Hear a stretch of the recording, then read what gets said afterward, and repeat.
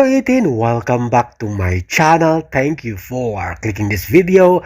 Stella Hero, trending at sikat na sikat sa X or Twitter.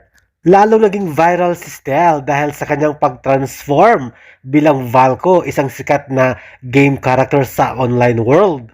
Sino ba si Valko? Heto, nasusulat. Valko is a highly publicized but ultimately cancelled sixth love interest for 3D Otome game Love and the Space. He was introduced as a 26-year-old Ion Core tech executive with supernatural werewolf characteristics. Meron siyang lobong buntot, lobong tainga, ang buhok niya ay burgundy at may golden eyes. At paano ba siya naging sikat dahil kay Stella Hero? Narito na sa sulat, basahin natin. Ang pangalang Valko you are referring to is a recently introduced and highly controversial animated character from the hit mobile game Love and the Space.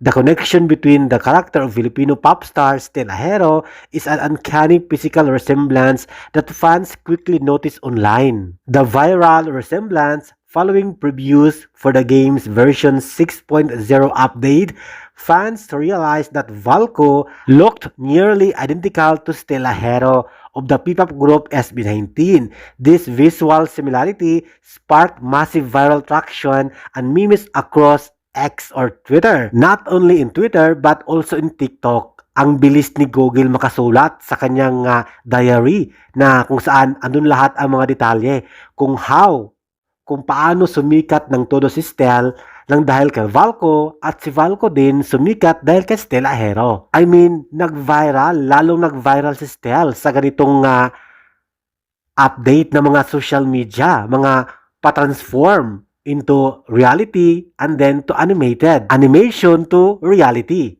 Valko to Stell, Stell to Valko. With 18 of fans even pointing out that the resemblance was strongest during Stell's previous red hair era.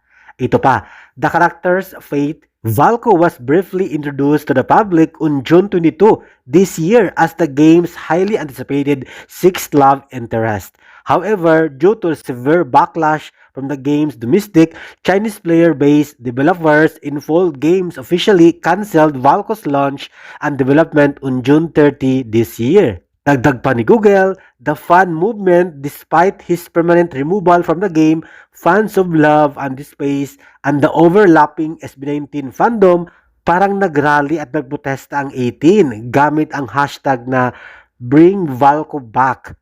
O diba, makapangyarihan ng 18, talagang nagrally sila at nag-ingay. Hashtag Bring Valko Back. Some of fans have also created custom style avatars cosplaying Valko. O diba, ganun ka makapangyarihan at ka-impluwensya si Stella Hero, pati si Valko, naging sikat din. At ang masasabi ko din, sobrang updated ni Google. Lahat nasusulat. Lahat andun sa kanya naka-record, naka-documentation sa Google.